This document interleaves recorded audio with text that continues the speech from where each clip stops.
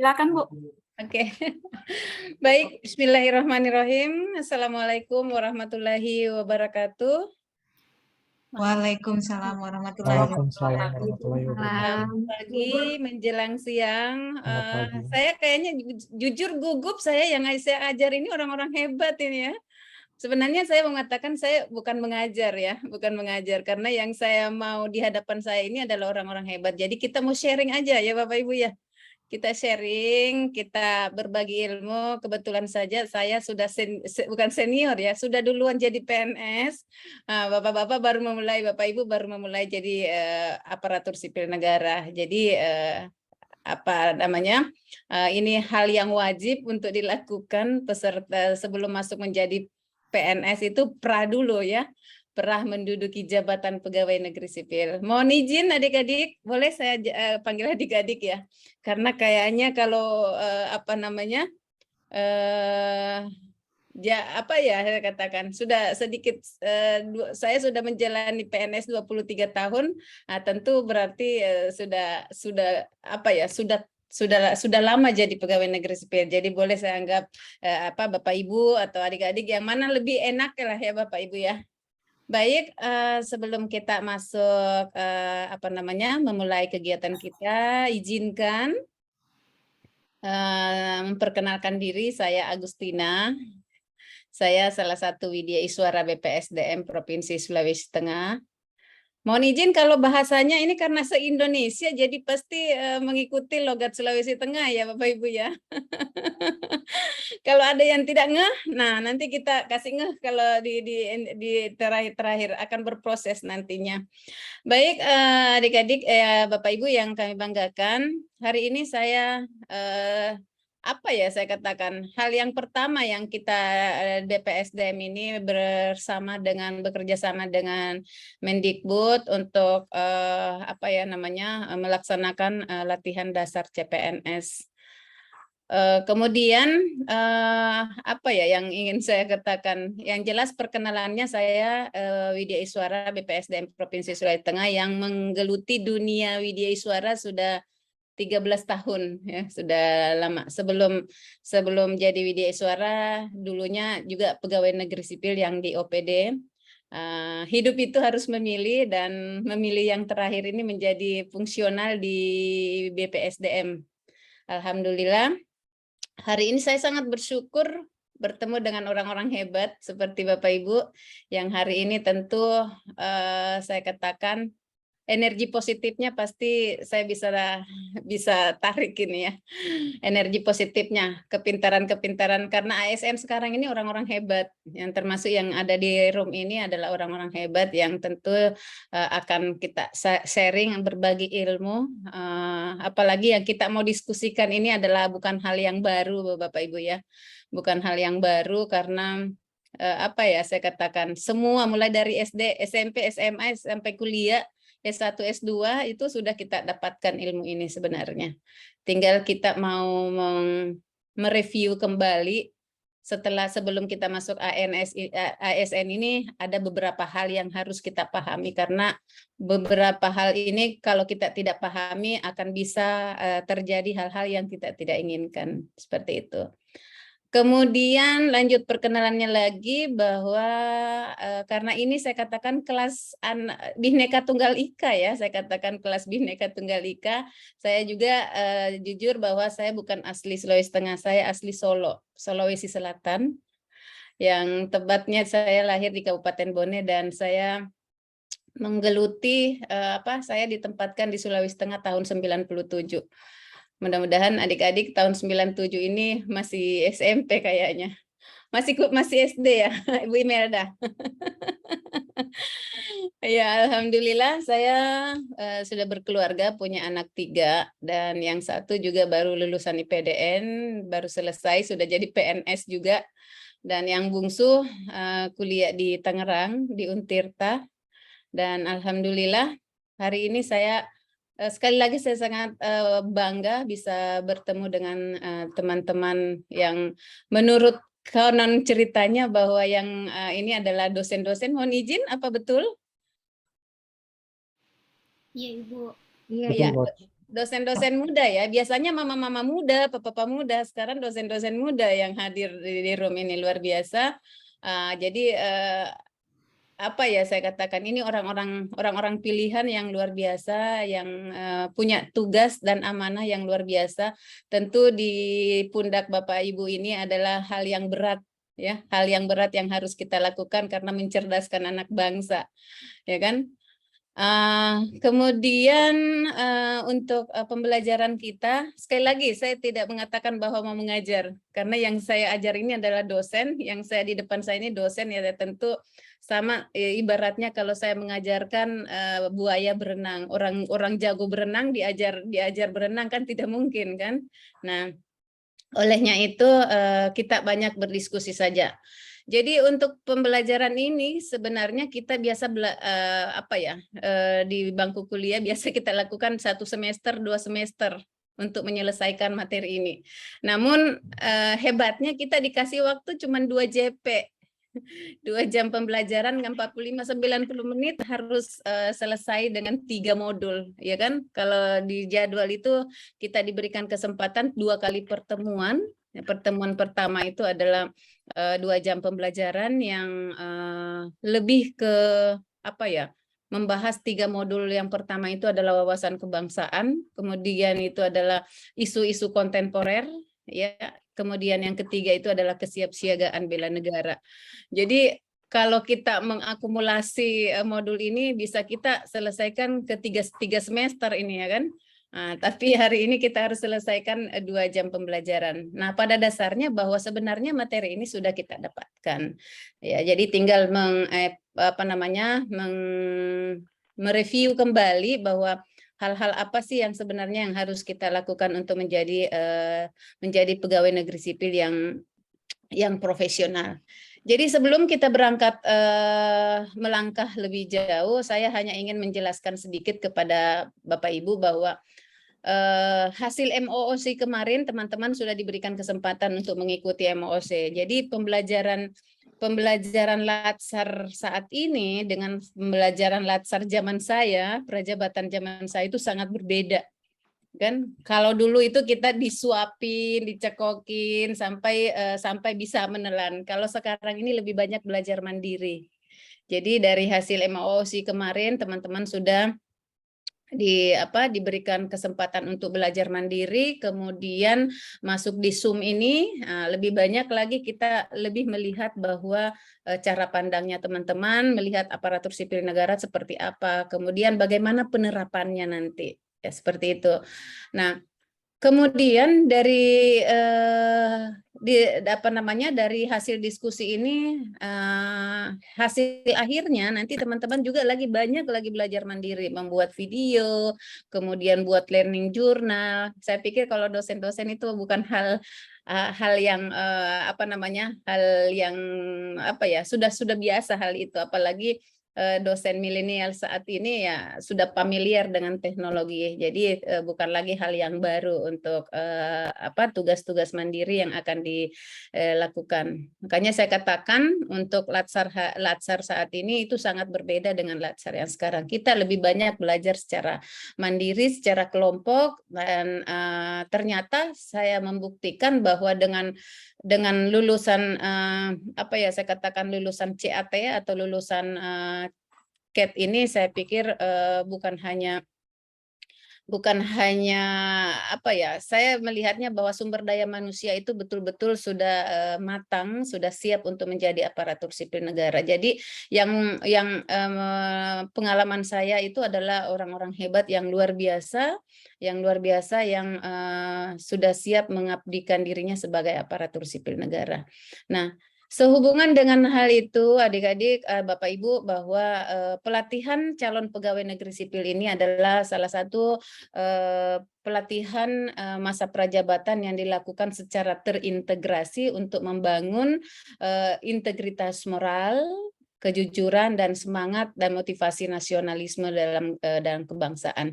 Karena sekali lagi saya katakan kalau kita berbicara tentang intelektual atau kemampuan secara keilmuan itu kita tidak ragukan. Tetapi untuk yang kita ragukan ya sebagai kekhawatiran kita ini adalah bagaimana sikap perilaku seorang aparatur sipil negara ke depannya. Nah, sehingga penekanannya itu adalah bagaimana masa prajabatan ini calon pegawai negeri sipil itu dilakukan secara terintegrasi dan membangun ya integritas, moral, dan kejujuran.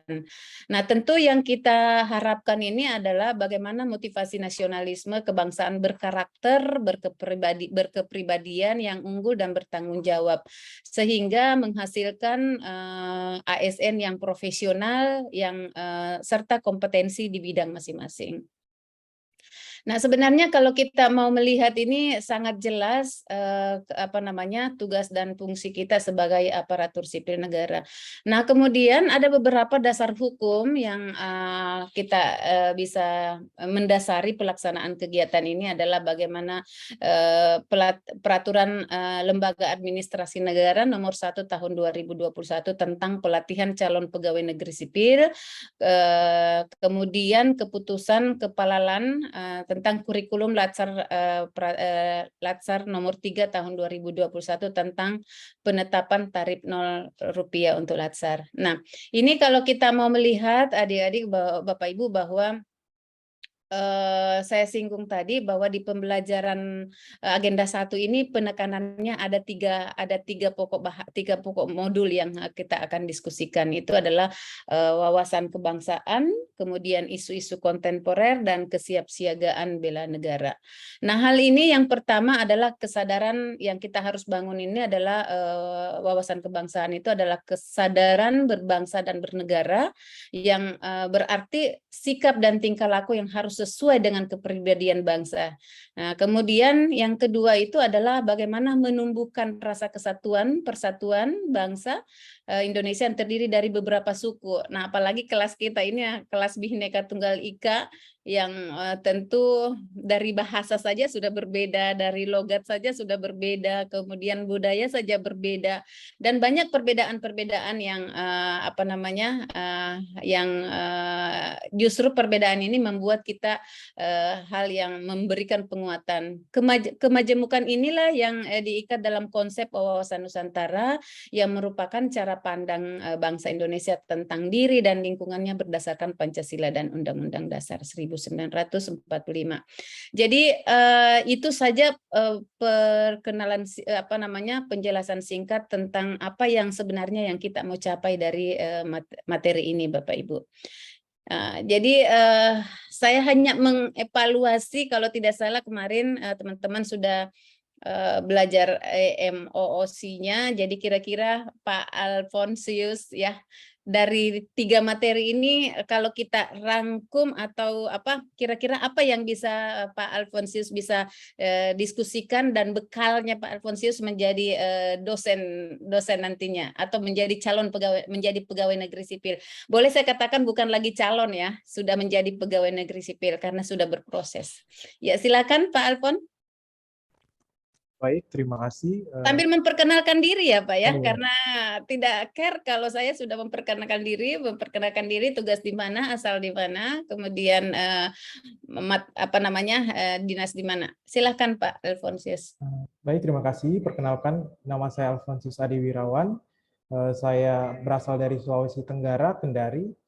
Sekarang saya berdinas di Universitas Samratulangi Manado, program studi ilmu keperawatan, Fakultas Kedokteran. Mengenai pembelajaran sebelumnya, MOC, saya banyak mendapatkan ilmu-ilmu baru mengenai wawasan kebangsaan, bela negara, cinta tanah air. Selain itu juga, kita juga harus membangun integritas, kejujuran, loyal, yang mencakup bermakna itu sendiri. Seperti itu. Jadi selama menjadi dosen juga kita harus meningkatkan kejujuran kita, integritas kita terhadap apa yang diembankan dalam tanggung jawab sebagai ASN. Saya kira begitu. Terima kasih. Oke, baik.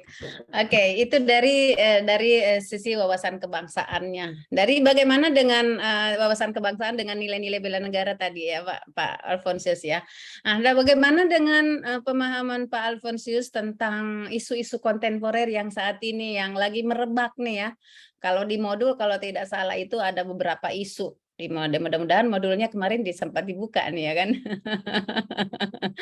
Oke, kira-kira bagaimana dengan isu kontemporer yang saat ini lagi viral, yang lagi khususnya kita di Indonesia saat ini. Baik, terima kasih. Banyak isu-isu kontemporer yang ada di Indonesia. Salah satunya mengenai terorisme, paham radikalisme, di mana ini kita sebagai warga negara ASN terlebih harus menjunjung tinggi ideologi Pancasila. Jadi kalau misalnya ada paham-paham seperti itu yang bertentangan dengan ideologi Pancasila, kita seharusnya menolak ataupun menjunjung tinggi ideologi kita itu sendiri seperti itu. Oke, itu dari terorisme. Terus kemudian apalagi nih Pak? Terorisme, kemudian kalau tidak salah ada narkoba. Bagaimana dengan narkoba dihubungkan dengan tugas Anda, profesi Anda sebagai dosen kesehatan? Baik, terima kasih.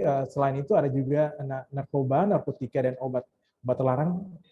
Ini merupakan ada beberapa golongan yang dapat digunakan biasa di kesehatan, tapi jika digunakan untuk masyarakat umum ini dapat menyebabkan adiktif dan dapat merugikan bangsa.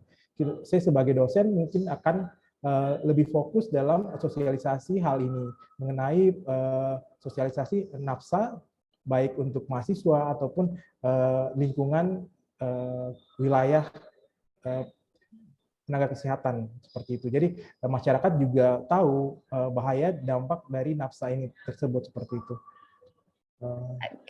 Saya kira demikian, terima kasih. Baik. Thank you Pak Alfonsius. Panggilannya siapa nih Pak? Alphonse, Bu. Pak Alphonse ya, iya. Terima kasih. Pak Alphonse. Thank you Pak Alphonse ya, sudah berbagi. Ya pada dasarnya sekali lagi saya katakan ilmu ini bukan hal yang baru. Justru ilmu kalau berbicara tentang narkoba, terorisme ini adalah hal yang sudah biasa di telinga kita. Tinggal bagaimana nanti semua hal-hal ini yang akan bisa mengakibatkan nanti perpecahan. Karena kalau tidak diminimalisir keadaan-keadaan saat ini, ya tentu itu akan berdampak kepada keutuhan bangsa kita ke depan. Apalagi sekarang jujur kalau kita mau lihat daripada sisi narkoba sekarang Pak Alphonse bukan lagi kalangan orang berdasi ya, orang-orang yang banyak cuannya, tapi sekarang khususnya di Sulawesi Tengah itu sudah merasuki kepada anak-anak SD. Ya kan, ini kekhawatiran kita ini luar biasa untuk teman-teman bahwa ini menjadi bahagian tanggung jawab kita sebagai orang-orang yang sudah orang yang berperan di peran kita masing-masing itu punya peran, mengambil peran untuk menyelesaikan masalah ini, ya kan? Nah tentu itu tadi kalau perannya Bapak sebagai dosen, apalagi orang kesehatan, nah kita coba kira-kira di mana keterlibatannya nanti kita diskusikan, nanti kita selesaikan di rancangan aktualisasi ya Pak Alphonse ya. Thank you banget. Kita ke Pak Mujibur, silakan Pak Mujibur perkenalkan diri, kemudian pemahaman-pemahaman yang sudah didapatkan di ketiga pokok bahasan tadi, ketiga pokok modul tadi. Saya persilakan Pak Mujibur.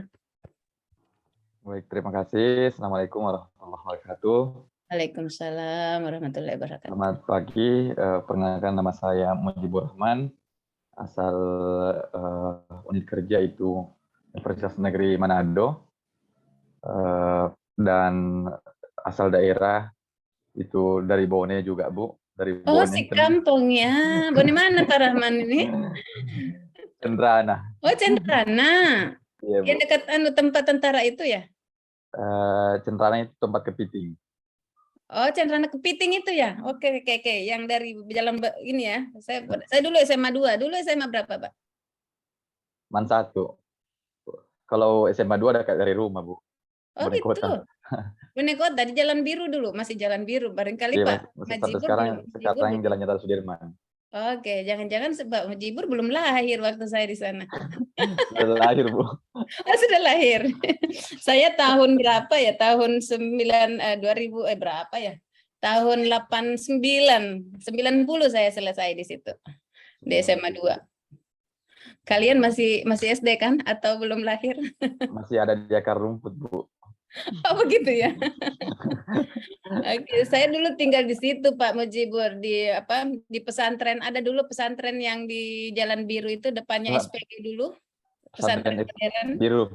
Pesantren Iya. Biru. Masih ada nggak itu ya? Sampai sekarang berubah nama Pesantren Al Junaidi ya. Oh gitu ya. Alhamdulillah hari ini saya walaupun ada satu kampung bisa ketemu satu komunitas lah ya. Oke, baik, silakan Pak Mujibur. Baik, dari 3 modul pembelajaran yang telah kita pelajari sebelumnya di MOC, itu telah kita dapati bagaimana tentang kecintaan terhadap negara. Satu hal yang menjadi titik berat daripada penekanan emosi itu dalam wawasan kebangsaan adalah tentang bagaimana dalam kemajemukan kita bisa menerima perbedaan.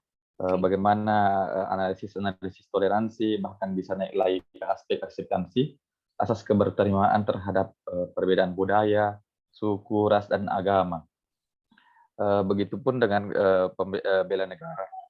Bagaimana kita sebagai ASN nantinya diharapkan mampu menangkal ataupun menjadi garda terdepan dalam menangkal isu-isu radikalisme, khususnya paham eksklusivitas dan orang-orang yang memiliki claim of truth, pengklaiman kebenaran.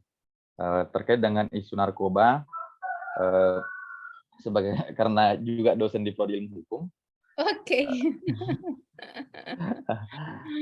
Narkoba sekarang sudah sesuatu yang mengkhawatirkan. Kalau soal pepatah bijak mengatakan kalau sebuah negara tidak bisa dihancurkan melalui gerakan politiknya, maka hancurkanlah anak muda. Mungkin cuma sekian, Bu, yang sebagai penonton. Baik. Terima kasih Pak Mujibur. Ini pesan yang terakhir ini menarik untuk saya saya klaim akan saya jadikan referensi untuk saya karena memang pada dasarnya ya kalau kita melihat kalau kebobrokannya ada di sumber daya manusia jangan tunggu keberhasilannya, tunggu kehancurannya. Sama dengan yang saya pahami bahwa memberikan sesuatu orang kepada yang bukan ahlinya jangan tunggu keberhasilannya tapi tunggulah kehancurannya. Mudah-mudahan itu tidak akan terjadi di negeri kita ya. Ini kekhawatiran yang mendasar untuk kita semua. Kemudian ini PR untuk kita semua ya Bapak Ibu ya. Tentu PR-nya ini tergantung dengan peran kita masing-masing. Sebagai dosen-dosen ini ya saya katakan ya berat tanggung jawabnya karena harus merubah pola yang tidak bisa jadi bisa, ya kan? Yang bisa jadi luar biasa. Begitu ya Pak Mujibur. Nah, kita ke Pak Ida Bagus. Ini Pak Ida Bagus pasti orang Manado nih. Silakan Pak Ida, silakan memperkenalkan diri, kemudian bisa kita diskusikan dengan materi-materi wawasan kebangsaan. Baik, terima kasih Bu. Jadi perkenalkan, selamat pagi dulu, menjelang siang kayak ini. Iya. Jadi perkenalkan, nama saya Ida Bagus Wedawijena. Tadi mungkin sedikit salah tebak ya Ibu ya. Oh saya iya. asalnya dari Bali. Oh begitu, saya kira orang Manado. Oke. Saya berasal dari Bali, tetapi dapat tugas di Universitas Negeri Manado. Oh iya. Jadi saya lulus CPNS-nya di sana. Dan sekarang tugasnya di pendidikan IPS FIS Unima, Universitas Negeri Manado. Keren ya, ini pada Manado semua berarti ini ya. Oke, luar biasa. Oke, next. Pak Ida, kira-kira dari hasil MOC-nya ketiga materi yang tadi, 3 SKS, bukan 3 SKS, tiga semester selesaikan. Oke, tadi sudah disebutkan, jadi 3 modul itu, pertama wawasan kebangsaan. Jadi yang pertama yang bisa saya tangkap di sana, yaitu yang saya fokuskan di sana adalah wawasan kebangsaan itu kan berarti kesadaran kita untuk menjadi warga negara berbangsa dan bernegara, khususnya di Republik Indonesia. Oke. Dan fokusnya saya di sana karena saya di IPS, jadi sejarahnya saya fokuskan di sana. Ternyata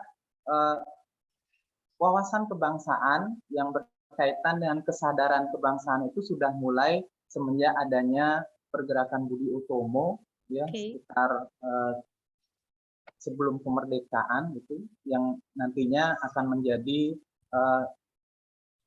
dasar terbentuknya Hari Kebangkitan Nasional, terus berkembang menjadi 3 serangkai, yang kemudian Sumpah Pemuda dan segala bentuk pergerakan nasional, hingga pada akhirnya muncul pada 17 Agustus 1945, yaitu kemerdekaan, yaitu Hari Kemerdekaan Indonesia, proklamasi.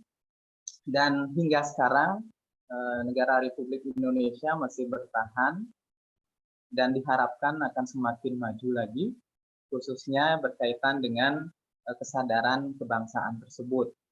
Dan kesadaran kebangsaan itu sebenarnya di era sekarang perlu ditegaskan lagi bahwa kesadaran yang perlu dikembangkan adalah kesadaran tentang kebinekaan menurut saya, dari modul yang sudah saya baca tersebut.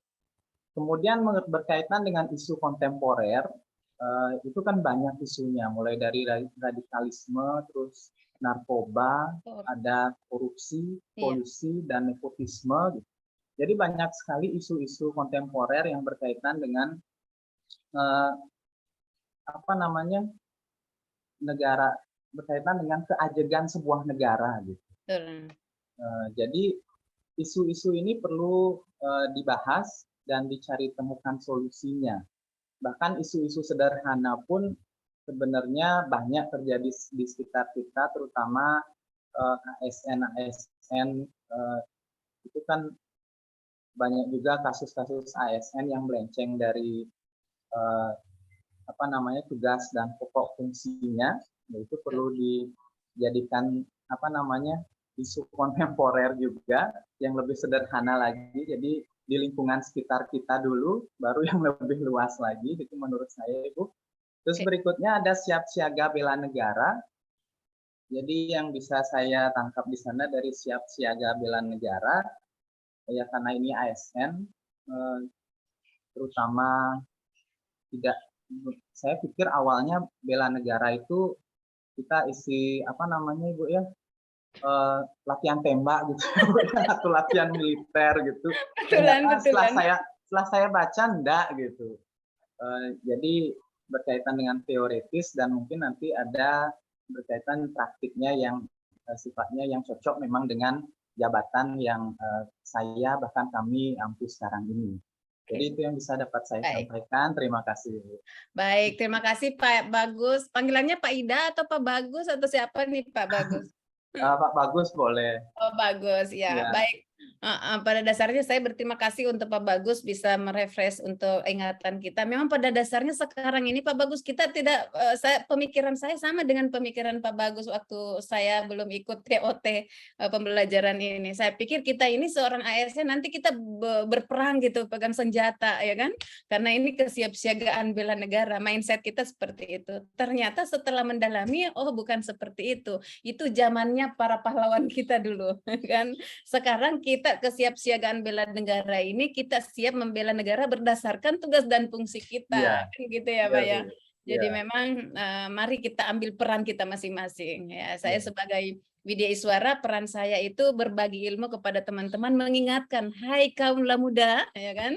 Ini tugas kalian sebagai aparatur sipil negara nih. Nah, jadi pada dasarnya seperti itu. Jadi memang tidak lagi kita berjuang untuk memakai bambu runcing, tapi tentu yang harus kita perjuangkan ini adalah mempertahankan bangsa kita dari kemungkinan terburuknya yang akan terjadi dengan kondisi-kondisi yang saat ini ya kan, kondisi-kondisi dengan maraknya isu-isu yang Bapak sampaikan tadi ya kan. Kemudian kalau kita berbicara luas, yes, isu kontemporernya, narkoba, hoax, dan money laundering dan lain-lainnya. Tapi ada isu lagi yang sangat krusial yang harus kita selesaikan. Yang mana itu? Di lingkungan kerja kita. Nah, Inilah yang menjadi peran kita sebagai 1 bulan ke depan yang harus kita godok, ya kan? Sambil mengikuti pembelajarannya Bapak Ibu, kita ikuti kira-kira diajak kita, kira-kira di lingkungan kerja kita ini isu apa yang kita harus selesaikan ini, ya. Mari kita berbenah diri. Nah, kesiapsiagaan bela negaranya itu dulu. Nah, karena kalau tidak salah di kesiapsiagaan nilai-nilai bela negaranya ada di situ, salah satunya cinta tanah air, ya kan Pak ya?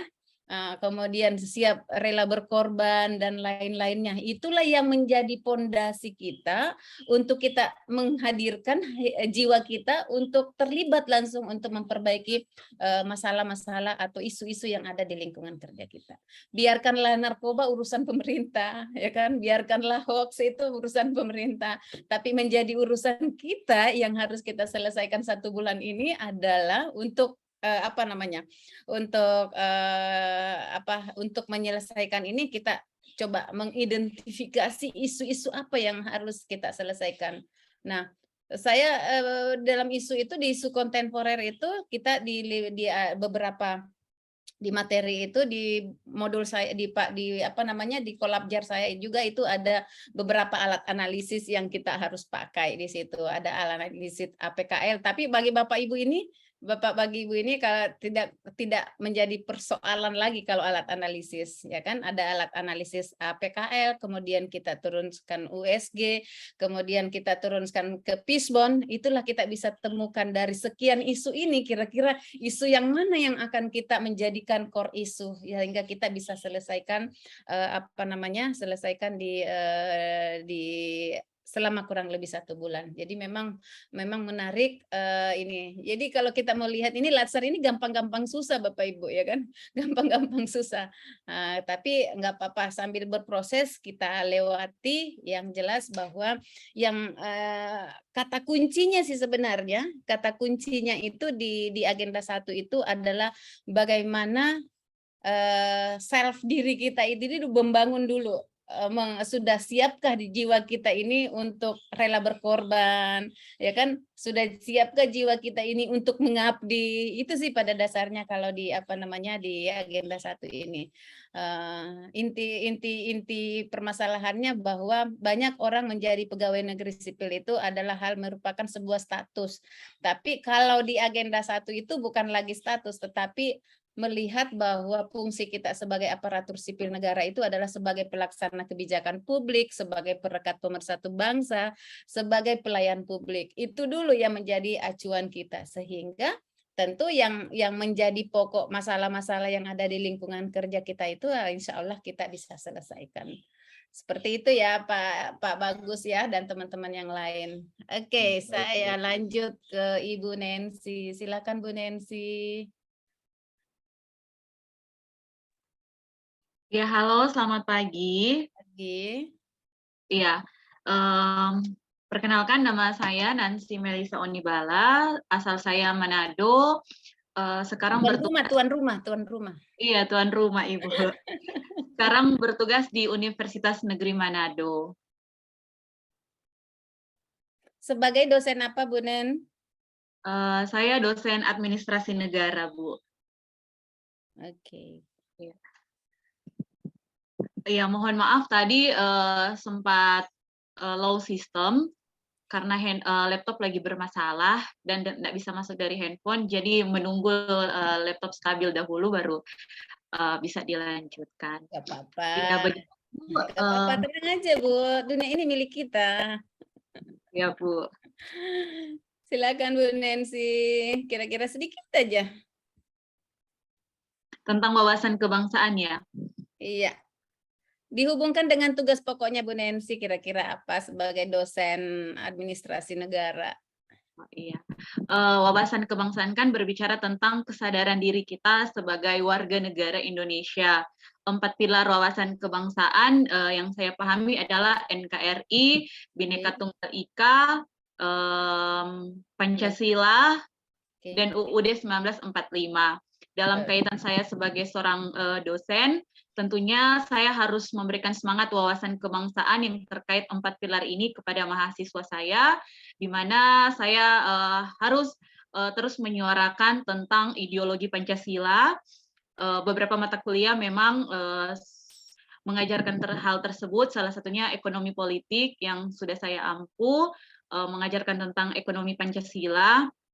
Kemudian NKRI, semangat persatuan dan kesatuan, di kampus itu kan memang kita berbeda-beda, ada yang dari Batak, ada yang dari Jawa, semua terkumpul di Tondano, kalau Unima kan di Tondano. Jadi bagaimana membina hubungan yang baik, walau berbeda suku dan bahasa di tempat kos, bagaimana berinteraksi, begitu untuk anak-anak mahasiswa, menjaga hubungan yang baik, begitu. Ada juga dari Papua di sini lumayan banyak begitu, Bu. Iya. Ya, terus sama Bhinneka Tunggal Ika juga kan berbicara tentang perbedaan. Kemudian UUD 1945, bagaimana kita sesuai tujuan bangsa, yaitu mencerdaskan kehidupan bangsa, ikut melaksanakan ketertiban dunia.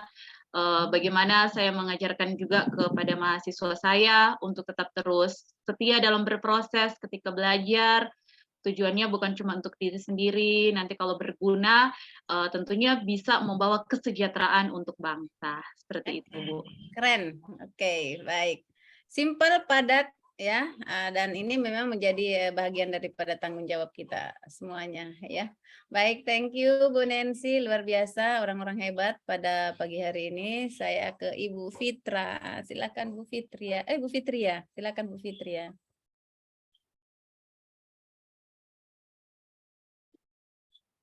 Jaringannya Bu Fitria kayaknya treble. Oke, kalau begitu kita pindah ke Ibu Alrika. Silakan Bu Alrika. Ya, Assalamualaikum warahmatullahi wabarakatuh. Waalaikumsalam. Ya Ibu, mohon izin dan selamat pagi buat teman-teman Bapak dan Ibu semuanya. Mohon maaf, langsung memanggil teman-teman ini. Ya nggak apa-apa lah, emang teman-teman kita ya kan, kalau senior-senior lebih senior lagi sama dia. Nanti marah Pak Alphonse kalau kita bilangin senior. Tahu nggak senior? Senang istri orang ya Pak Alphonse? Enggak ya? Silakan Bu Rika, silakan sayang. Baik Ibu, perkenalkan nama saya Alrika, bisa dipanggil Rika, bisa juga mungkin Al. Kalau Al nanti laki-laki kan ya? Ya Ibu, asal saya dari Maros, Sulawesi. Maros. Iya. Jadi kalau mau masuk ke Bone Bu harus iya. Nanti kita singgah di Bantimurung kayak di mana kayak dah. Ya, Ibu. Nanti aja Pak Alphonse dengan Imelda kan, dengan yang lain itu. Ya, untuk saat ini saya bekerja di Universitas Tadulako di Unpad. Iya Bu. Program studi baru di Teknik Lingkungan. Fakultas Teknik. Iya. Saya rasa itu saja untuk perkenalannya. Berarti kita satu alma mater, Pak Bu ya. Saya S2 S3-nya di Unpad. Oh, tapi saya ini Bu, S1 di Unhas Bu, di Unhas. Oh, di Unhas. Iya, oh gitu. Oh, berarti bukan alma mater di situ ya, bukan alumni ya.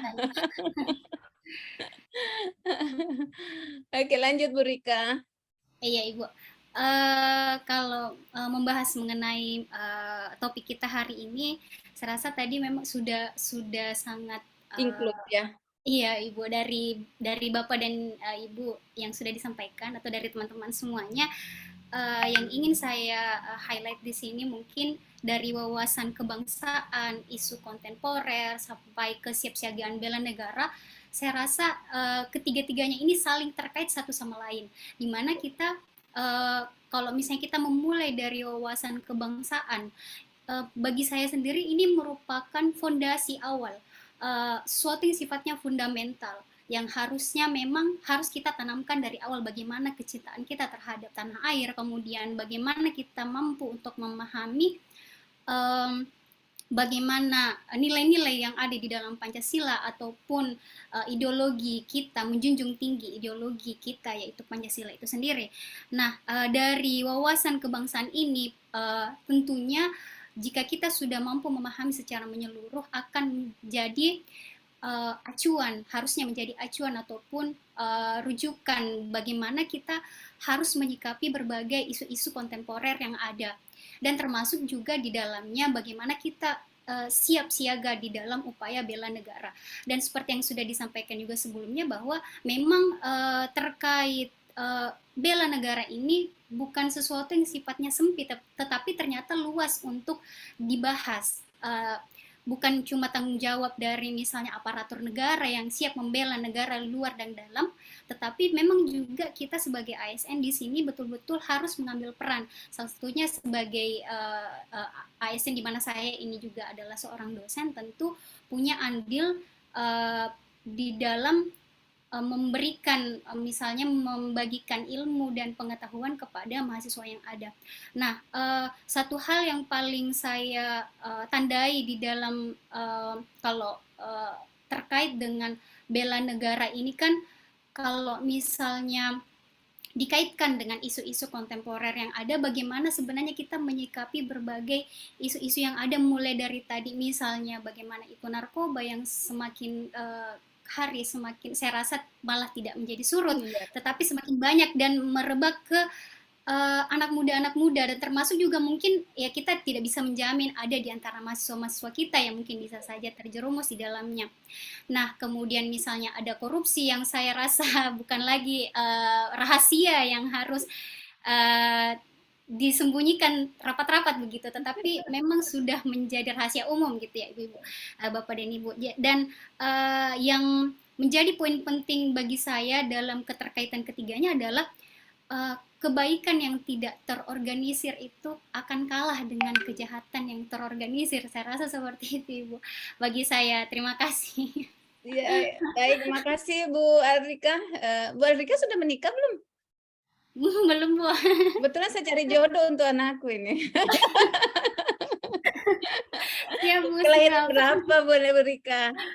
Saya 93 Ibu. Oh 93, oke keren banget ya. Ini kalau orang-orang hebat ini tidak perlu kita banyak cerita, biarkan orang hebat itu yang bicara.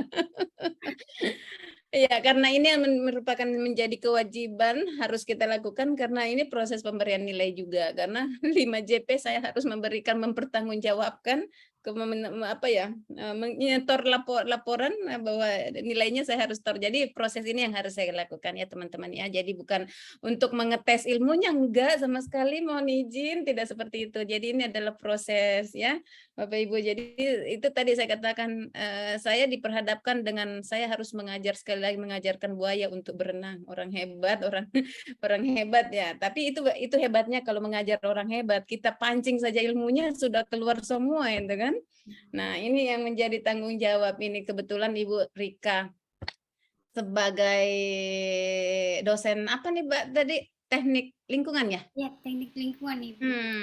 Ini kita kekhawatiran kita di Sulawesi Tengah. Sulawesi Tengah itu adalah salah satu daerah yang terkaya di Indonesia. Tahu nggak ya? Iya. Kemarin saya ke Morowali 1 bulan ngajar di Morowali. Saya speechless lihat kondisi Morowali, luar biasa. Di sana itu akan dibangun pabrik mobil. Saya lewat itu ada ribuan mobil alat berat yang dipajang di pinggir laut itu untuk menaklukkan gunung yang ada di sana. Nah, ini tanggung jawab kita ini. Dan itu akan menjadi perusahaan yang terbesar di Indonesia, di dunia. Itu menurut kabarnya. Karena kekayaan Morowali yang luar biasa sumber daya alamnya. Dan itu terbukti. Sekarang ada satu desa yang ada di Morowali itu yang sudah dibeli perusahaan Cina. Masyarakatnya sudah minggir semua.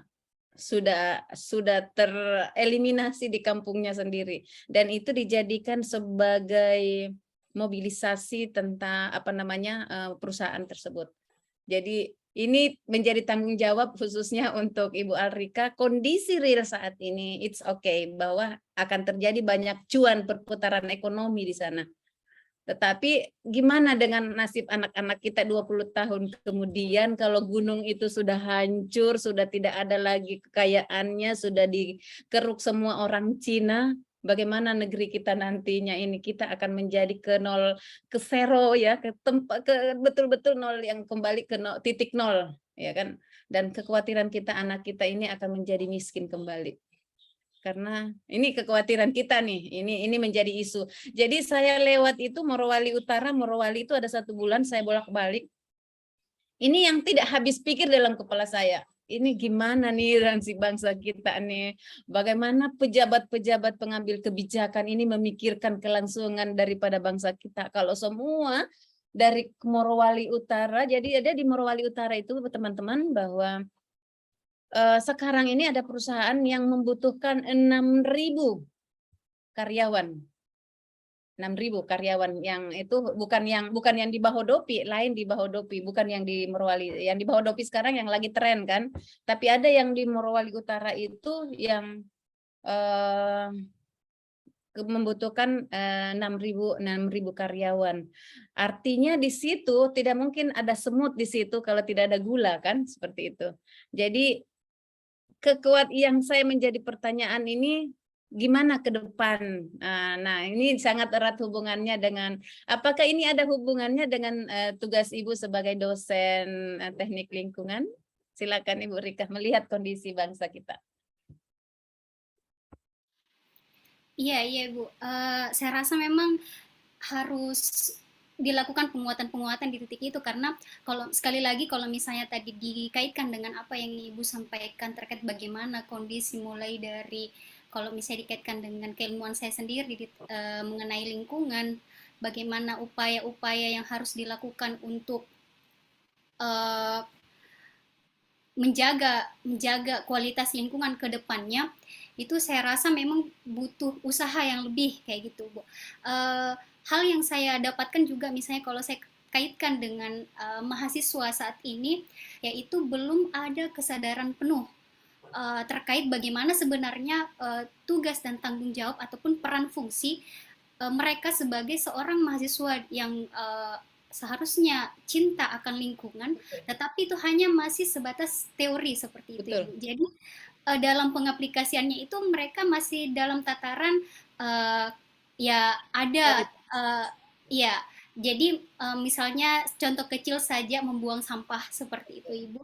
Terkadang yang ada di benak mereka ini itu bukan tanggung jawab pribadi karena memang ada petugas servis ya kan gitu ya. Itu. Jadi saya rasa memang jadi PR yang sangat besar. Kita ingin berbicara yang lebih misalnya bagaimana negara, bangsa, tetapi sebenarnya skala kecilnya saja ini di kesadaran itu pun sangat sulit, masih menjadi PR untuk diselesaikan. Makasih Bu Rika, luar biasa, dan memang ini menjadi tanggung jawab kita semua ya. Jadi memang kalau kita melihat secara keilmuan ya itu menjadi hal yang harus kita khawatirkan. Tapi kalau kembali ke tugas dan fungsi, mari kita perbaiki yang kecil-kecil dulu ya kan.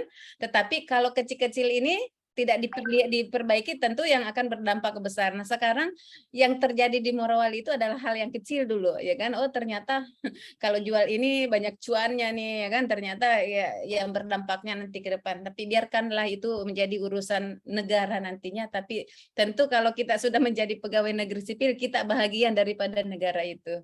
Nah ya, jadi baik, thank you sekali lagi. Saya hanya ingin berdiskusi karena kekhawatiran ini saya belum ada yang bisa menjawab pertanyaan saya itu Bu Rika. Jadi ya biarkanlah menjadi PR kita, dan mudah-mudahan nanti Bu Rika setelah aktif jadi dosen bisa jalan-jalan ke sana dan Anda juga mulai pusing melihat kondisi yang ada di sana. Baik Ibu, nanti diajak Ibu ini. Siap. Iya, makasih Dinda. Kita coba ke Ibu Imelda dong. Terima kasih Ibu. Saya kalau dosen-dosennya cantik pasti saya tidak ngantuk ini kan. Makasih Ibu. Terima kasih Ibu atas kesempatannya. Perkenalkan, nama saya Imelda Sirait. Saya asalnya dari Kota Medan, tapi saya bekerja di Universitas Samratulangi Manado Ibu. Oke. Sebagai dosen apa Bu? Saya sebagai dosen keperawatan medikal bedah Ibu, sama dengan Nurse Alfon. Keren. Pasti pasiennya cepat sembuh nih ya Pak Alfons ya. Kalau kalau perawat, tapi ini dosennya, jadi pasti mahasiswanya cepat ke kampus nih. Silakan Bu Imelda, sebagai apa namanya, menghubungkan dengan kondisi bangsa kita ini dengan tugas dan tugas pokoknya sebagai dosen. Silakan. Ya, terima kasih Ibu. Menilik dari pembelajaran kita pada modul 1 sampai modul 3 di agenda 1 ini Ibu, kalau di wawasan kebangsaan itu saya belajar itu bagaimana cara menumbuhkan rasa persatuan Bhinneka Tunggal Ika. Nah, di situ ada cinta tanah air, kemudian kesadaran berbangsa dan bernegara, setia pada Pancasila dan rela berkorban. Nah, di sini yang saya ajarkan kepada mahasiswa saya saat saya mengajar begitu Ibu. Kebetulan kemarin itu saya baru masuk materi psikososial dan budaya dalam keperawatan. Nah, kita belajar tentang bagaimana merawat pasien yang beraneka ragam budayanya. Jadi kalau misalnya berbeda budaya atau berbeda suku, berbeda agama atau ras, itu kita rawat sama seperti itu Ibu. Tidak ada berbeda-beda seperti itu. Kemudian kalau ada juga di isu kontemporer itu banyak materi yang kita dapatkan Ibu, mulai dari korupsi, narkoba, terorisme, radikalisme, money laundering, proxy war, dan cybercrime. Nah, kemungkinan kalau untuk di korupsi ini di lingkungan sekitar kampus mungkin ada istilah gratifikasi ya Ibu, yang sering bisa jadi antara mahasiswa dengan dosen ataupun dosen dengan mahasiswa itu sudah tanda kutip istilahnya ya kan Bu. Jadi itu bisa kita ajarkan ke mahasiswa bagaimana kalau kamu mau dapat nilainya bagus, ya belajarlah dengan baik, ujian dengan bagus, tidak memberikan ya sebuah hadiah atau apa kepada dosennya, tidak melakukan gratifikasi begitu. Nah, kalau untuk kesiapsiagaan bela negara, di sini kan kita belajar itu bagaimana melatih fisik kita supaya sehat, berolahraga, kemudian kecerdasan mental, bagaimana mengendalikan diri, kemudian manajemen stres diri kita sendiri, mahasiswa juga. Mungkin sama seperti yang Ibu bilang, kalau dosennya itu mukanya cemberut, nah, mahasiswanya pasti malas untuk masuk ke kelas dosennya. Kalau misalnya dosennya itu bahagia, pasti mahasiswanya itu menarik untuk datang ke kelas, menarik untuk mengikuti pelajaran dosennya, akan disenangi seperti itu Ibu. Keren. Demikian yang bisa saya dapat sampaikan Ibu. Baik, makasih Bu. Siapa nih? Bu Imelda. Tapi tadi sedikit pun logat dialek Medannya nggak nampak ya? Iya, kebetulan Ibu, saya itu sebelum jadi dosen saya itu sudah di rumah sakit. Jadi Oh iya. Makanya Makanya saya agak cari-cari. lembut. Iya. Saya pikir ini Medan lembut kayaknya nih. Oke, baik. Thank you Bu Melda. Iya, sama-sama Ibu. Saya persilakan Ibu Rahma. Silakan Bu Rahma. Baik Bu, terima kasih. Assalamualaikum warahmatullahi wabarakatuh dan selamat siang, pagi menjelang siang ya Bu. Ya. Jadi pertama-tama saya ucapkan salam kenal dari saya. Nama saya Rahma, saya asal dari Palu Bu. Palu. Tuan Takur nih, Tuan Takur. Tuan rumah. Jadi saya instansi sekarang adalah Universitas Tadulako Bu. Program studi Fakultas FKIP, program studi Pendidikan Jasmani, Kesehatan dan Rekreasi Bu. Jadi pendidikan olahraga. Ada ilmu baru ini ya, rekreasi itu ya. Itu iya, fakultas baru ya? Tidak Bu, bukan fakultas, dia masih bernaungan di Fakultas Keguruan dan Ilmu Pendidikan. FKIP ya? FKIP Bu. FKIP ya? Ya, FKIP. Oh ya. FKIP, tapi prodinya adalah PJKR Bu. Oke. Lanjut Bu, terkait tentang materi yang kami terima di MOOC kemarin, saya ada beberapa modul yang saya buka dan ada yang tidak, Bu, ini jujur. Iya, orang jujur Ya, memang disayang Tuhan. Iya, itu kan. jujur kan, Bu, karena mungkin dari awal itu kalau untuk wawasan kebangsaan saya mungkin tidak membuka semua karena ada 164 halaman, Bu. Saya tidak bisa membuka semuanya, begitupun Siap. modul-modul berikutnya. Tetapi Dipahami sayang, saya dipahami. sempat memahami beberapa hal tentang dari wawasan kebangsaan, kemudian isu kontemporer, kemudian bela negara. Kalau terkait wawasan kebangsaan, Ibu, pada saat saya membaca modul tersebut, Langsung ngantuk nggak? pertama enggak, Bu, karena ini semangat ASN, Bu. Semangat ASN baru. Siap. Jadi itu, Bu, itu satu bab saja, Bu, tapi setelah bab berikutnya sudah mulai mengantuk. Jadi terkait Iya. modul pertama itu wawasan kebangsaan, kita disuguhkan dari sejarah, Bu, ya, sejarah proklamasi, kemudian Hari Nasional, kemudian berdirinya Budi Utomo, apalagi Sumpah Pemuda. Saya berpikiran pada saat membaca itu, Bu, muncul pikiran di benak saya, kira-kira apa dampaknya untuk saya mempelajari hal ini? Itu pertama, Bu. Dasar dosen tuh, Bu Ya, Rahma. ini apa dampaknya kira-kira? Siap. Ternyata setelah saya baca berikut-berikut, saya balikan ke ASN lagi, Bu. Iya. Ternyata saya cari pengertian ASN ini sih apa sebenarnya. Jadi saya cari lagi, ternyata ASN adalah orang-orang yang dipilih untuk membantu pemerintah. Kita adalah bagian dari pemerintah. Oke. Bagaimana kita yang membantu pemerintah saat ini untuk mencapai tujuan bangsa dan bernegara, Bu. Jadi kita harus tahu tentang sejarah-sejarah ini karena kita bagian dari pemerintah, Bu. Itu, Yes. Bu. Oke. Di mana di Iya. dalamnya ada Pancasila, kemudian ada undang-undang.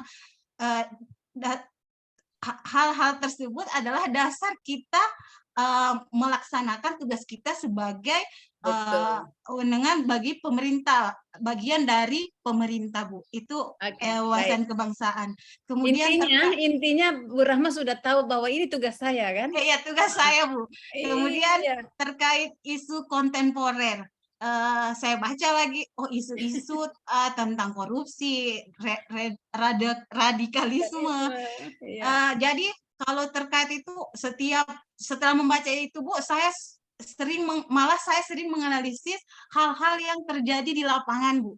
Terkait misalnya kemarin ada isu terbaru di bidang olahraga, Bu, yaitu di mana Arema Malang dengan itu, Bu, itu kan sebagai 129 yang meninggal itu ya? Ya, itu gimana fungsi saya di mana di situ. Ternyata kalau memang kita ASN, kita harus lihat dulu situasinya seperti apa, kemudian kita masuk di mana, apakah kita bisa masuk langsung atau tidak. Kita analisis buat jurnal, Bu, boleh, secara apa kita lihat kenapa terjadi seperti ini terkait isu-isu kontemporer, dan kita harus bertanggung jawab juga terhadap hal tersebut karena kita di bidang olahraga, Bu. Saya di bidang olahraga itu secara tidak langsung terkait dengan hal itu. Jadi kita bisa lihat dari sosiologi olahraganya, kira-kira apa yang terjadi. Jadi kemarin itu ada muncul di jurnal, Bu. Sudah langsung muncul di jurnal. Ternyata ada hak dan hak penonton itu belum diatur. Jadi makanya terjadilah yang kemarin Arema Malang dengan apa kemarin itu, Bu. Kemudian terkait bela negara, Bu. Intinya yang saya dapatkan di bela negara itu, Bu, lebih kepada apapun situasinya, ketika dihadapkan dengan dengan negara, kita harus mendahulukan negara dulu daripada kepentingan pribadi, Bu. Jadi seperti itu. Misalnya kita ada masalah nih, masalah keluarga, masalah kemudian di situasinya langsung ada juga kita ditugaskan latsar, dan ini ada masalah keluarga, dan ini harus diselesaikan bagaimana, apakah kita ikut latsar atau seperti apa.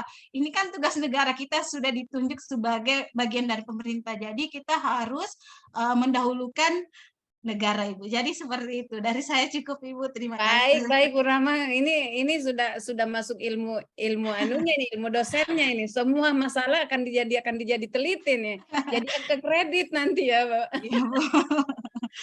Tapi keren ya, luar biasa. Jadi Ya, Bu. semua unsur bisa dijadikan bahwa itu adalah apa namanya hal-hal yang bisa kita jadikan potensi untuk kita perbaiki dari segala sisi ya. Iya, Keren Bu Bu. Rahma. Oke, Ya, Bu. thank you Terima banget. kasih Bu. Oke, ada Ibu Agusta. Silakan Bu Agusta. Baik, terima kasih Ibu. Assalamualaikum warahmatullahi wabarakatuh. Waalaikumsalam. Selamat pagi menjelang siang teman-teman semua. Perkenalkan nama saya Agusta Sri Astuti, biasa dipanggil Tata. Saya unit kerjanya di Universitas Tadulako. Untar juga. Ya, saya dosen divisip di Prodi Ilmu Administrasi Publik, Ibu. Baik, berdasarkan modul yang sudah kami dapatkan di pembelajaran MOOC kemarin ya, terkait 3 modul yaitu sikap perilaku bela negara, wawasan kebangsaan dan juga isu-isu kontemporer. Tentunya hal ini divisip itu adalah yang sangat erat kaitannya dengan hal-hal tersebut ya. Contohnya mungkin di dalam modul sikap perilaku bela negara, dalam hal cinta tanah air, tentunya ini hal yang sangat perlu kita sampaikan kepada adik-adik mahasiswa kita, di mana cinta tanah air ini bukan hanya kita cinta kepada bangsa dan negara, tetapi aplikasinya atau implementasinya dari mahasiswa itu adalah melaksanakan perkuliahan dengan baik ya, tentunya menyelesaikan perkuliahan dengan baik, bagaimana bisa nanti ke depannya berkontribusi untuk negara Republik Indonesia. Nah, untuk isu-isu kontemporer, kebetulan di prodi kami juga ada mata kuliah tentang penanganan anti korupsi. Nah, ini didapatkan di semester-semester awal. Tentunya dalam hal ini bagaimana kita bisa membangun sikap anti korupsi kepada adik-adik mahasiswa kita, mengenalkan apa sih sebenarnya efek-efek negatif dari korupsi ini untuk diri mereka sendiri ataupun untuk lingkup yang lebih besar yaitu negara Republik Indonesia.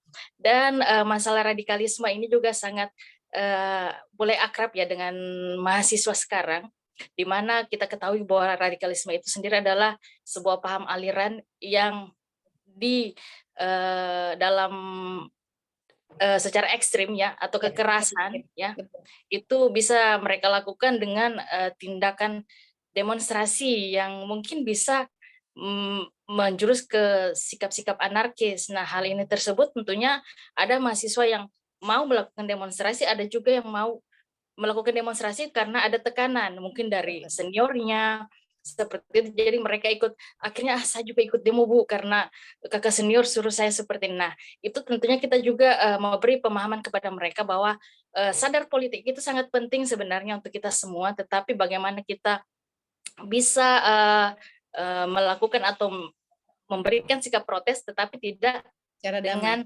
bijak, cara damai, bukan dengan anarkis. Nah, itu semua yang sangat erat kaitannya dengan 3 modul ini yang bisa kita berikan kepada mahasiswa, tentunya kepada diri kami sendiri ya sebagai seorang pengajar, bagaimana bisa memberikan hal yang terbaik buat mahasiswa dan tentunya buat unit kerja kami masing-masing. Terima kasih Ibu, mungkin seperti itu. Thank you, luar biasa Bu Tata ya. Bu Tata asli mana Bu Tata? Saya asli Palu Bu. Oh Palu, oke baik. Berarti ada peluang nih tatap muka nih Bu Imelda ini. Baik, sekarang luar biasa Indonesia, bangsa kita ini memiliki orang-orang hebat ya. Jadi mudah-mudahan tinggal penerapannya nanti seperti apa, tinggal menunggu hasilnya. Oke, masih ada 2, Bu Ari, silakan Bu Ari dengan Bu Fitri ya, tinggal supaya kita langsung ke mempergunakan alat analisis kalau beliau berdua ini sudah selesai. Silakan Bu Ari, silakan. Baik, terima kasih banyak untuk kesempatannya. Ibu, selamat siang, salam kenal. Perkenalkan nama saya Eva Ari Anggraini Sebayang, asal saya dari Medan juga, Ibu, Medan. Dari Sumatera Utara. Nah, kali ini kelihatan medannya nih. Oh iya. Masih ada logat-logat Bataknya ya, Bu. Iya. Baik, Ibu. Saat ini saya berdinas di Universitas Samratulangi, Ibu, di Manado, jurusan Sastra Inggris, Fakultas Ilmu Budaya. Nah, sepertinya saya sudah kehabisan kata-kata Bu untuk Iya. sharing Heeh, informasi. langsung aja ke tugas pokoknya Bu Iya. Ari. Ya, Iya. karena kalau misalnya saya lihat ini sudah terstruktur ya Bu, mulai dari wawasan kebangsaan, isu-isu kontemporer, bela negara. Jadi memang saya rasa kalau kita berbicara tentang bela negara, kita harus siap dengan amunisi. Dan amunisinya itu adalah 4 pilar dan 4 pilar bangsa, mulai dari Pancasila, NKRI, undang-undang, semua itu menjadi amunisi. Dan kaitannya dengan saya sendiri, mungkin usaha bela negara yang bisa saya lakukan adalah menjalankan peran saya sebagai dosen di fakultas saya, Ibu. Dan saat ini saya juga diberi tanggung jawab, contohnya untuk mengampu mata kuliah Educational Ethics, Ibu. Jadi saya mengajarkan, yang bisa saya lakukan adalah saya menjadi moral agent, Bu, karena di situ jadi karena yang kami bahas juga adalah teacher as moral agent. Guru adalah sebagai agen penanam, pentransfer moral kepada orang-orang di sekitarnya. Jadi saya yang bisa saya lakukan adalah menanamkan, berintegritas terhadap nilai-nilai amunisi yang sudah ditanamkan pada wawasan kebangsaan itu, sehingga mahasiswa bisa melihat bahwa saya mempraktekkan semua nilai-nilai tersebut dalam mengatasi isu-isu kontemporer, Ibu. Mungkin salah satunya contohnya adalah korupsi. Kalau misalnya kita tidak mungkin kita tidak perlu berbicara korupsi dalam hal yang skopnya terlalu luas. Sebagai dosen, sebagai tenaga pengajar, kita mungkin harus berhati-hati dengan isu korupsi waktu dan nilai, mungkin itu. Intinya beratnya dia jadi leader ya Bu ya. Iya, karena kita sebagai dosen pasti kita menjadi orang yang ada di depan. Betul. Semua mata tertuju kepada kita, semua perilaku kita itu menjadi input untuk mereka. Jadi kalau kita memang sudah berintegritas, kita sudah melakukan semua nilai-nilai wawasan kebangsaan itu, artinya kita sudah melakukan usaha tugas kita di bela negara. Itu saja Ibu dari saya. Luar biasa, simpel padat ya Bu Ari, luar biasa. Keren. Jadi intinya bahwa bagaimana kita ini selalu jadi role model ya Bapak Ibu ya. Keren. Baik, yang terakhir Ibu Fitri ya, Fajar Maghfirah.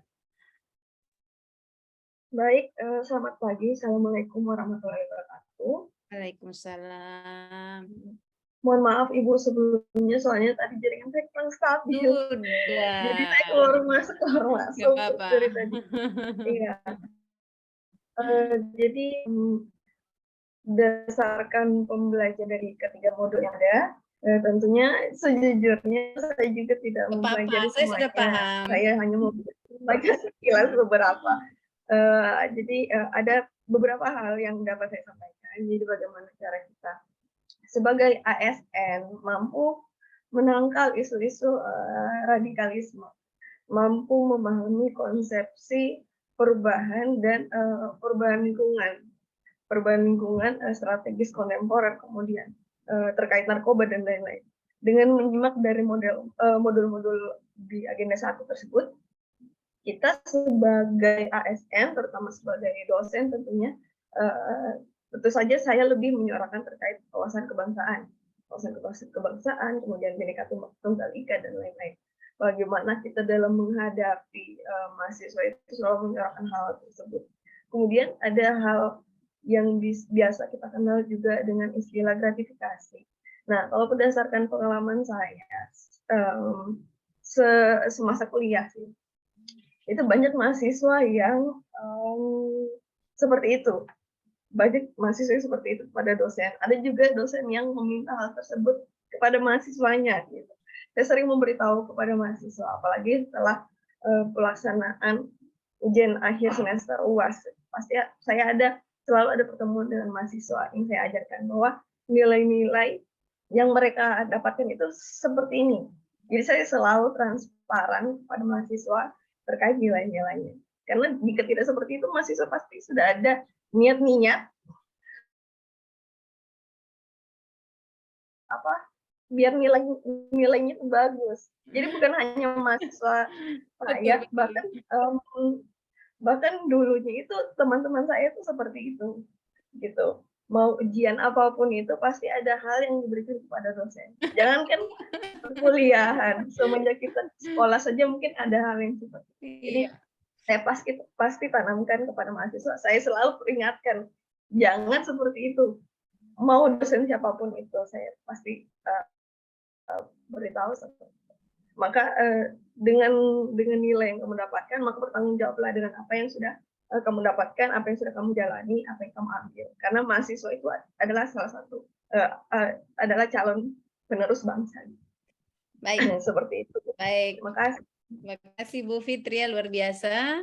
Bu Fitria tadi di Untar juga ya? Oh iya, maaf Bu, saya baru perkenalkan nama, mohon maaf. Perkenalkan saya Fitria Fajar Magfira, biasa dipanggil Fira.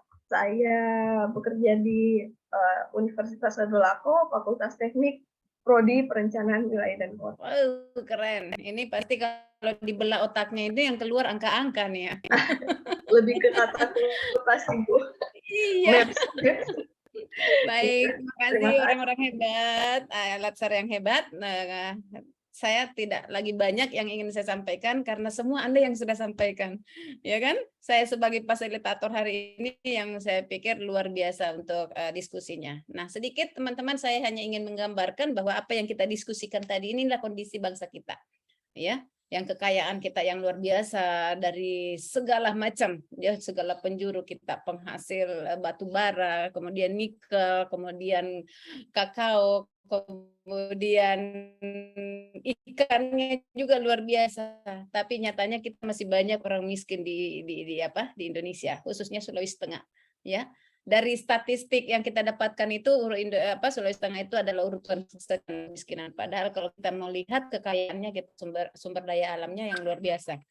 Sehingga saya berharap bahwa ini menjadi PR untuk kita semua, karena kondisi-kondisi inilah yang menjadi hal yang saya katakan, kekayaan kita ini akan bisa membuat kita akan berpecah belah kalau kita tidak minimalisir atau kita tidak antisipasi dari awal. Nah, sehubungan dengan isu-isu yang terjadi, teman-teman, saya hanya ingin sedikit memperkenalkan alat analisis untuk teman-teman, ya kan?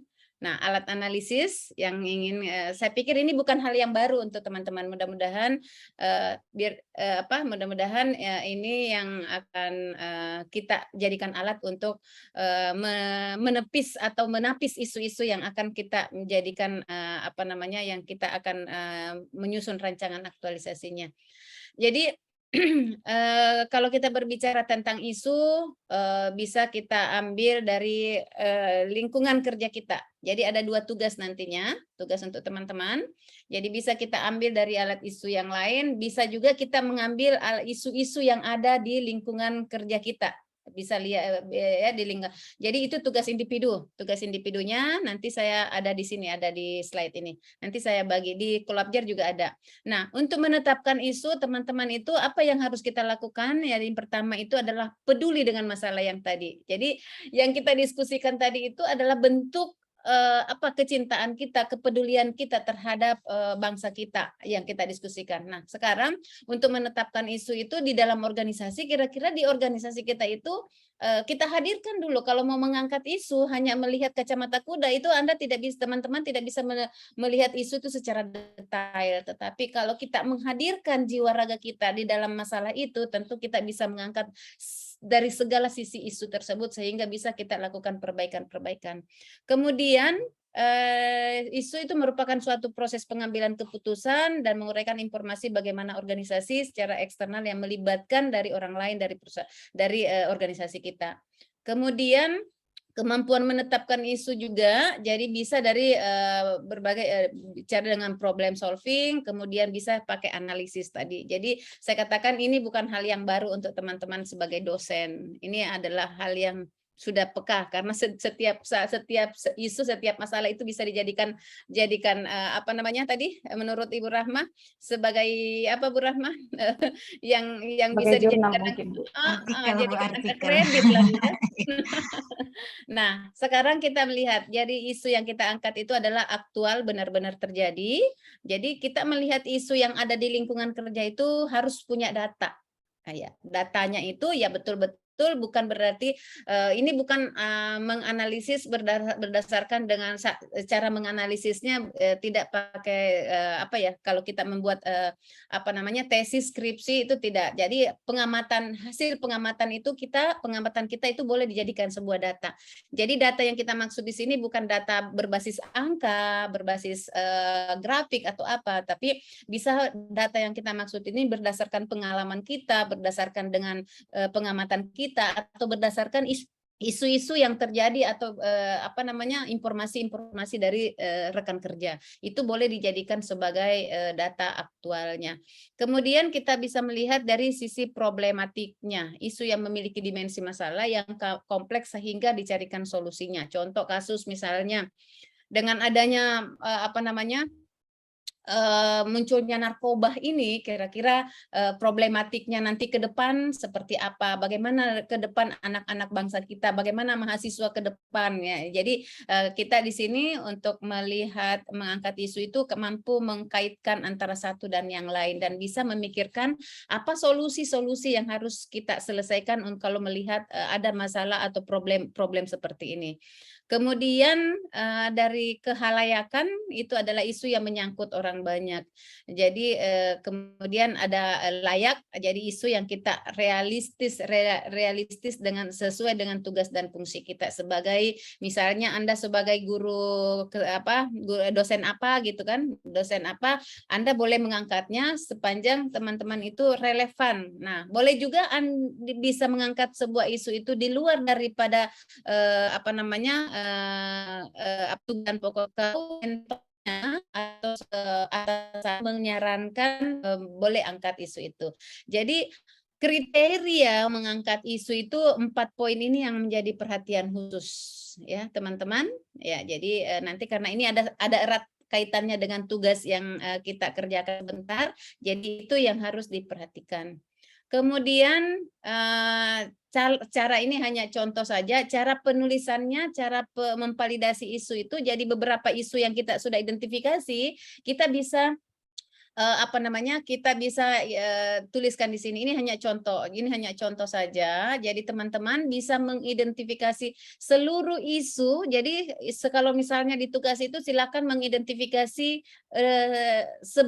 sebanyak-banyaknya isu, berarti sebanyak-banyaknya itu boleh misalnya 4, 5, 6, 7, terserah yang ada teman-teman. Jadi mengidentifikasi itu silakan isu ini dituliskan di sini. Jadi isu itu selalu diawali dengan kalimat negatif. Ya, misalnya belum efektifnya, belum maksimalnya, belum optimalnya, itu memulai dari isu itu. Sehingga pemberian angka ini juga sama dengan pemberian angka skala Likert, teman-teman ya. Jadi pemberian angka tertinggi itu 5, terendah ya. Terendah itu atau sangat kecil itu adalah angka 1. Saya tidak jelaskan lagi bagaimana karena saya tahu teman-teman sudah mahir dalam hal ini penggunaan skala Likert. Sebelum kita lanjut, ada yang mau bertanya tentang pemanfaatan alat analisis ini? Enggak ada, oke. Next, kita lanjut. Kemudian dari isu alat ini boleh teman-teman pakai dari misalnya di sini ya, kita bisa lihat Bapak Ibu isu, penggunaan isunya. Jadi pemberian angka di sini, pemberian angka tertinggi ini kita dapatkan 3 tertinggi. Jadi kalau misalnya teman-teman mengidentifikasi, memvalidasi isu ada 5. Nah, setelah kita mempergunakan alat skala Likert itu akhirnya kita menemukan angka tertinggi 3, ya, angka tertinggi 3. Jadi angka tertinggi ini kita turunkan di APKL. Ya. Ini yang saya pahami. Kalau teman-teman punya cara lain enggak apa-apa. Cara lain yang enggak apa-apa. Jadi yang angka tertinggi yang 3 ini kita turunkan ke APKL, yang kedua angka terendah 2 ini kita eliminasi. Kita tidak bawa lagi ke alat ke USG ini. Jadi yang kita turunkan itu adalah hanya angka tertinggi ya, atau peringkat 1, 2 dan 3 itu kita turunkan ke alat prioritas kualitas isu. Itu kita turunkan di sini.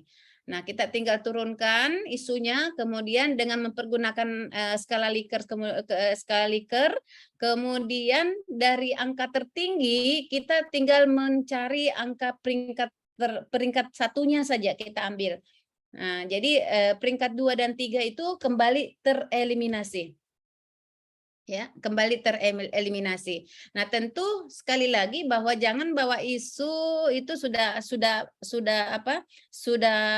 jadi isunya terus itu yang dimasukkan di alat analisis ini. Tapi penentuan peringkat 1, 2 dan 3 ini berdasarkan dengan tingkat urgennya, seriusnya dan growth-nya daripada isu yang harus terselesaikan ini.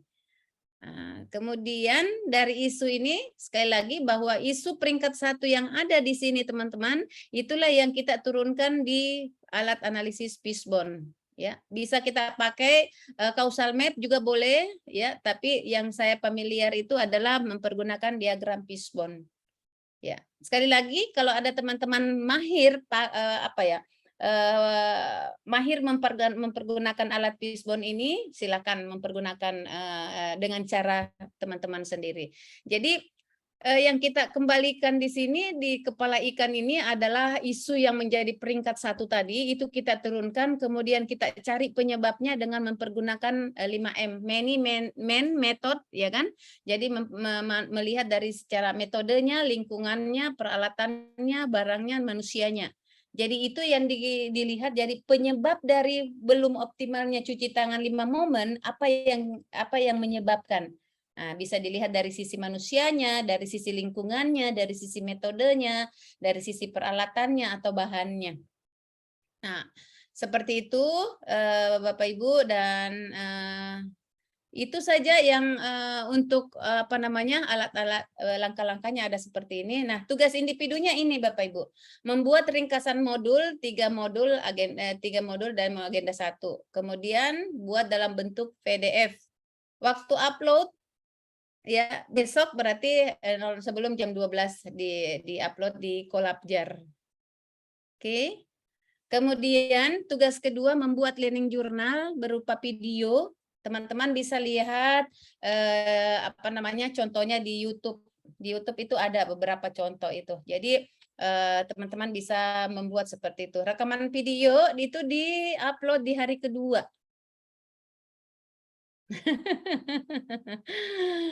Oke. Saya yakin ini bukan hal yang baru untuk teman-teman. Ini sudah biasa, ini makanan hari-harinya dosen-dosen ini. Oke. Nah, hari ketiga ya, analisis isu ini yang akan kita paparkan di pertemuan nantinya. Di pertemuan tanggal 7 ini akan kita paparkan. Tugas individu menganalisis isu, identifikasi isu aktual yang terjadi di instansi dengan fakta yang ada. Itu tadi faktanya itu. Ya, jelaskan dampak yang akan terjadi jika isu tidak segera diselesaikan. Tentukan penyebab-penyebab terjadi isu tersebut. Penyebabnya tadi itu ada di Fishbone. Buatlah rekomendasi penyelesaian terhadap isu tersebut jika tidak diselesaikan. Gunakan teknik analisis isu yang Anda kuasai. Ya, silakan. Kemudian hasil analisis tersebut ditulis paling banyak 5 lembar. Jadi boleh di PPT, boleh di PowerPoint, boleh bisa, karena ini kita mau paparkan nanti, jadi bagusnya kita sepakati saja di PowerPoint ya, di PPT-nya saja. Kemudian itu aja sih ya, tugas individu yang ketiga. Dan tugas kelompok ini, tugas kelompok bisa lihat nanti pembagian kelompoknya ada di Collabjar. Intinya seperti itu. Teman-teman boleh, bukan berarti saya mengintimidasi ya teman-teman ya, tapi kapan lagi kerjain dosen kan? Oke, saya kira ada yang ingin ditanyakan sebelum kita leave dari ruangan ini? Ada yang ingin ditanyakan khususnya tugas yang tadi, saya yakin mulai mumet, tapi ini enggak apa-apa. Ibu mau bertanya Ibu. Iya silakan silakan. Iya, untuk masalah Collabjar ini Bu, kami belum bisa kayaknya login ke Collabjar-nya. Oke, tadi pagi sudah saya sampaikan juga, tapi nanti sementara diproses. Ini kan the power of kepepet nih ya. Jadi, baik Ibu, baik. Jadi nanti kalau tidak bisa dapat referensinya, boleh kita japri saya. Nanti saya kirimkan bentuk PDF-nya, materinya saya kirim ke ke teman-teman. kita angkat saja ketua kelasnya kita di sini, ketua kelompoknya kita Pak Alfonsus ya. Iya Bu, iya Bu, Pak Alfonsus saja. Ya, Pak Alfonsus. Sepakat Bu, Sepakat sepakat. kan? Oke. Sesuai banget.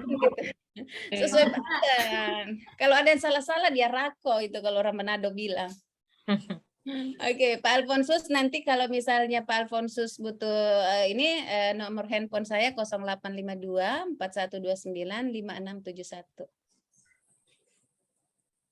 Mohon diulang Bu, boleh? Oke. 0852 4129 5671.